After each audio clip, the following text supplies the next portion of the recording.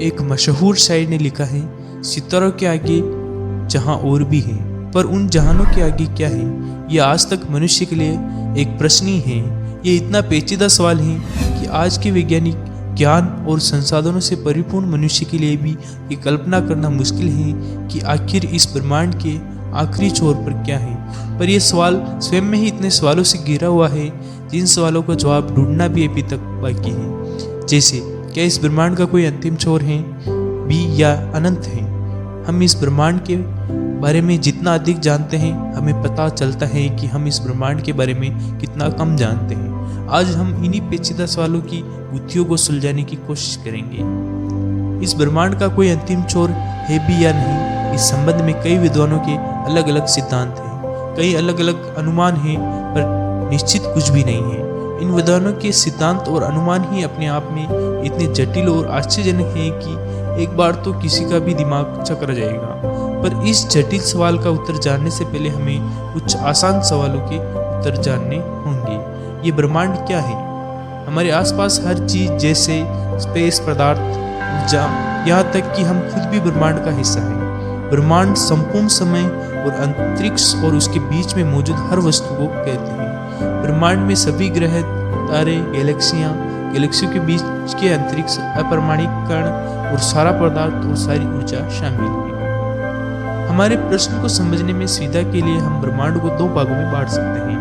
पहली वह चीजें जिनसे हमें सूचनाएं मिलती हैं, जैसे पदार्थ, तारे, ग्रह, ये हमें सूचनाएं देते हैं। इनसे टकराकर या इनके स्वयं के द्वारा छोड़े गए प्रकाश जब हम पहुंचते हैं तो हम इनके बारे में जानकारी मिलती है और तथ्य स्थापित होते हैं जो इस ब्रह्मांड के बारे में सिद्धांत बनाने के लिए आवश्यक है।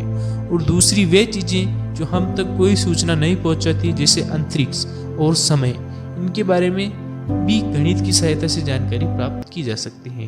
ब्रह्मांड में स्थित जिन चीजों के माध्यम से हम सूचनाएं मिलती हैं, जैसे रेडियो संकेत, EM वेव आदि, इन सबसे तेज होती है प्रकाश की किरणें। असल में इस ब्रह्मांड में प्रकाश से तेज कोई चीज हो ही नहीं सकती, परंतु ये ब्रह्मांड इतना विशाल है, सुदूर कि किसी आकाशगंगा में जब किसी तारे में विस्फोट होता है तो उसका प्रकाश पृथ्वी तक आते आते लाखों वर्ष निकल जाते हैं।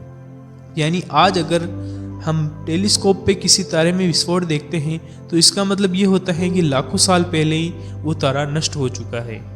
सुदूर गैलेक्सी से आए प्रकाश के अध्ययन के आधार पर अपने ब्रह्मांड को समझने के लिए वैज्ञानिकों ने एक सीमा तय, जिसे अवलोकन योग्य ब्रह्मांड का नाम दिया।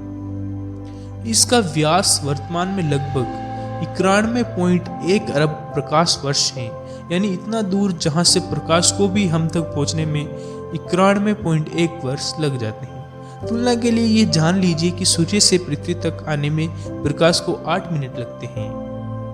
आखिर कितना बड़ा है ब्रह्मांड और कितना हम इसे देख सकते हैं? ब्रह्मांड के बारे में हम जितना जानते हैं वो सब कुछ बस इस अवलोकन योग्य ब्रह्मांड के भीतर ही है। पर वैज्ञानिक मानते हैं कि असल में ब्रह्मांड का विस्तार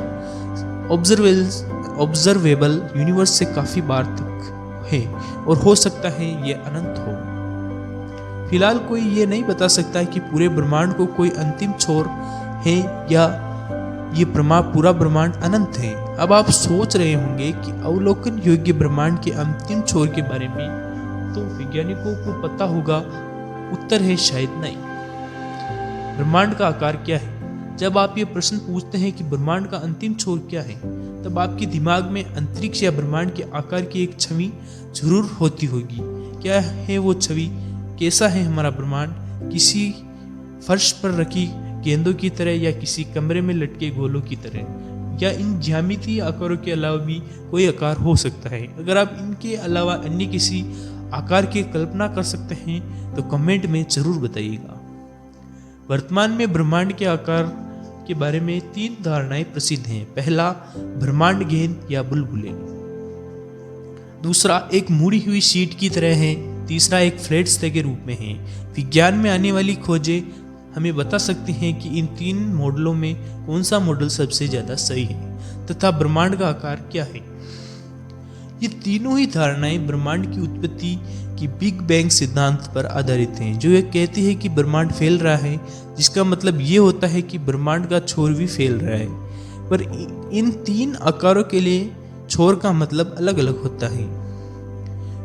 ये संभव है कि अभी तक आप ब्रह्मांड को सिर्फ मुड़ी हुई शीट की तरह या एक फ्लैट सतह पर स्थित मान रहे होंगे, जिसके सही होने की संभावना भी सबसे ज्यादा है। पर उस स्थिति में ये बताना संभव नहीं कि ब्रह्मांड का अंतिम छोर क्या है या कोई अंतिम छोर है भी या नहीं।